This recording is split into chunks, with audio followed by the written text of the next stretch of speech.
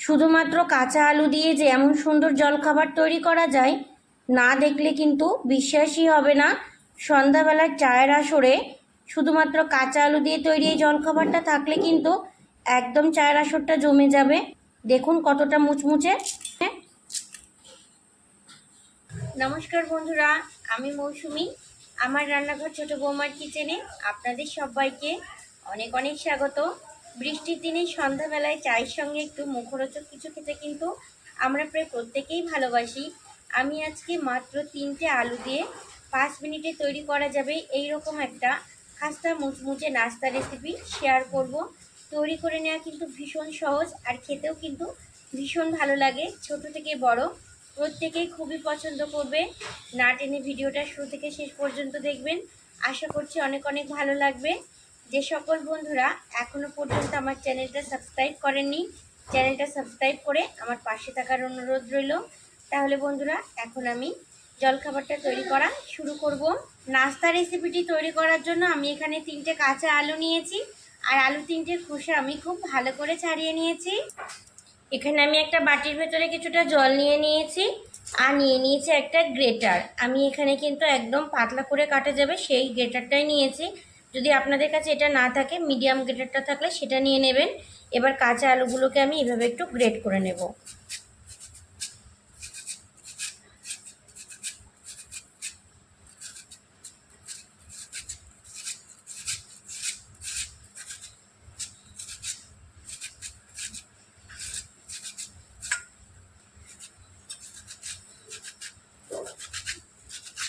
আর আলু কিন্তু গ্রেট করার সঙ্গে সঙ্গে জলে দেবেন, নাহলে কিন্তু লাল হয়ে যাবে। আলুর ভেতরে প্রচুর পরিমাণে স্টার্চ থাকে, সঙ্গে সঙ্গে কিন্তু লাল হয়ে যাবে। সেই জন্য আপনারা অবশ্যই চেষ্টা করবেন পাত্রের ভেতরে জল নিয়ে তারপরে আলুটা গ্রেট করার, তাহলে কিন্তু আলুটা লাল হবে না। একটা আলুকে আমি খুব সুন্দর করে গ্রেট করে নিয়েছি, এইভাবে সবগুলোকে করে নেব।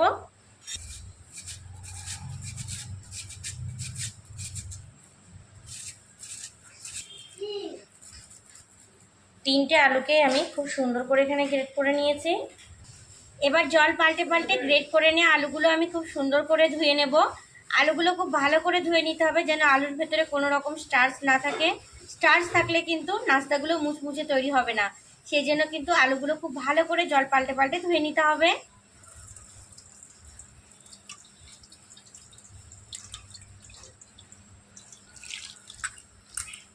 বারবার কিন্তু জল পাল্টে পাল্টে ধুয়ে নিতে হবে।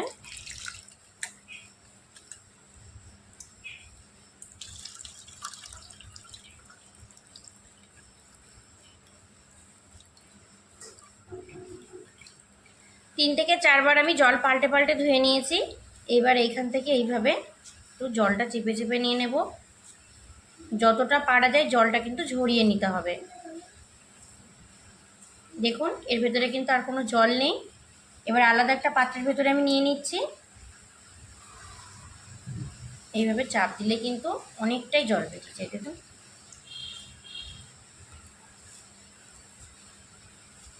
সম্পূর্ণ আলুটা আমি এইভাবে জল ঝরিয়ে আলাদা পাত্রের ভিতরে নিয়ে নেব।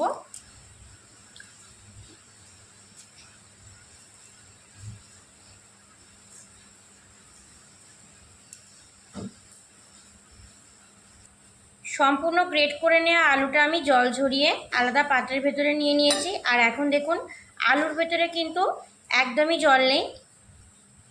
নাস্তাগুলোর স্বাদ বেশি করার জন্য আমি এবার জল ঝরিয়ে রাখা গ্রেট করা আলুর ভেতরে কিছু মশলা মিশিয়ে নেব। মশলাগুলো দিলে কিন্তু নাস্তাগুলো খেতে ভীষণই ভালো লাগবে, খুবই চটপটা হবে খেতে।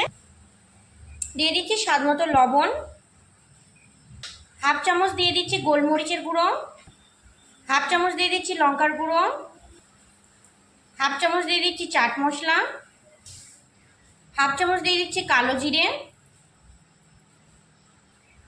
হাফ চামচ দিয়ে দিচ্ছি হলুদ গুঁড়ো,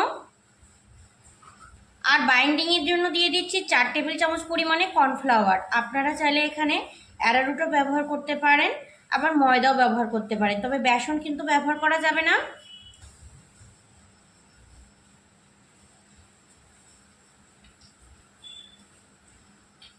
সব কিছু দিয়ে এবার আলুটাকে আমি খুব ভালো করে মেখে নেব।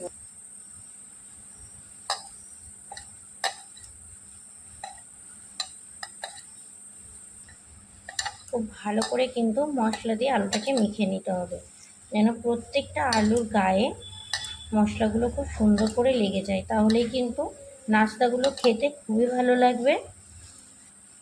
দেখুন আমি খুব সুন্দর করে এখানে মেখে নিয়েছি। ঢাকা দিয়ে এবার আমি 10 মিনিট রেস্টে রেখে দেব। 10 মিনিট রেস্টে রেখে দিলে আলুর ভেতরে যে এক্সট্রা জল আছে সেটা পুরোপুরি বেরিয়ে যাবে, আর নাস্তাগুলো কিন্তু ভাজার পরে খুব সুন্দর মুচমুচে হবে। রেস্টে না থাকলে জলটা বেরোবে না, তখন কিন্তু নাস্তাগুলো মুচমুচে হবে না আর খেতেও ভালো লাগবে না। সেই জন্য কিন্তু অবশ্যই ঢাকা দিয়ে 10 মিনিট রেস্টে রাখতে হবে। পুরোপুরি 10 মিনিট হয়ে গেছে। এবার নাস্তাগুলোকে রেডি করে নেব। সেই জন্য কড়াই বসিয়ে বেশ কিছুটা পরিমাণে সাদা তেল আমি খুব ভালো করে গরম করে গ্যাসের আঁচটাকে মিডিয়াম করে দিয়েছি। এবার আলুর মিশ্রণটা থেকে অল্প অল্প পরিমাণে আলু নিয়ে এইভাবে একটু চাপ দিয়ে জলটা বের করে নিতে হবে। যেহেতু লবণ দেওয়া ছিল সেই জন্য কিন্তু অনেকটাই জল বেরিয়ে যাবে, আর এই জলটা বের করে দিলেই কিন্তু নাস্তাগুলো একদমই মুচমুচে হবে। এইভাবে একটু বলের মতো করে নেব। দেখুন একটা করে নিয়েছি। এবার এটাকে তেলের মধ্যে দিয়ে দেব। তৈরি করে নিয়ে আলুর বলটা আমি দিয়ে দিচ্ছি, আর গ্যাসের আঁচটা কিন্তু অবশ্যই মিডিয়াম রাখতে হবে। আরও একটা আপনাদের আমি তৈরি করে দেখিয়ে দিচ্ছি। দেখুন কিছুটা পরিমাণ মশলা মেশানো আলু নিয়েছি। এবার এইভাবে চাপ দিয়ে এক্সট্রা জলটা বের করে দিতে হবে। জলটা কিন্তু অবশ্যই বের করবেন। এবার এইভাবে একটু গোল করে নিতে হবে। দেখুন আরও একটা তৈরি হয়ে গেছে। এটাকে আমি গরম তেলের ভেতরে দিয়ে মুচমুচে করে ভেজে নেব। দ্বিতীয় বলটাও দিয়ে দিচ্ছি।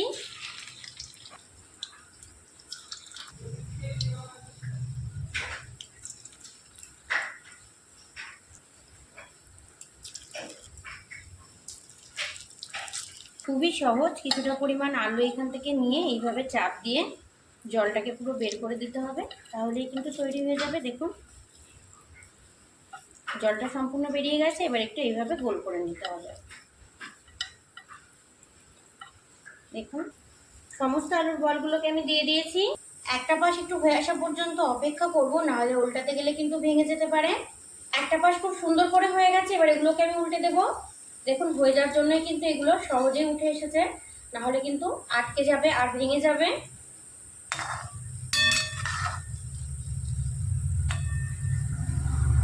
উল্টে পাল্টে আমি সমস্ত পটেটো বলসগুলোকে খুব সুন্দর করে ভেজে নিয়েছি।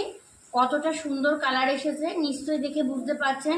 আর একদম কিন্তু মুচমুচে হয়েছে। গ্যাসের আঁচটা মিডিয়ামে রেখে ভাজবেন, তাহলে কিন্তু বলগুলো একদমই মুচমুচে হবে। আর জোরালো দিলে উপর থেকে ভাজা হয়ে যাবে, ভেতর থেকে কিন্তু কাঁচাই থেকে যাবে। এবার এগুলোকে আমি তেল ঝরিয়ে একটা প্লেটে নিয়ে নেব।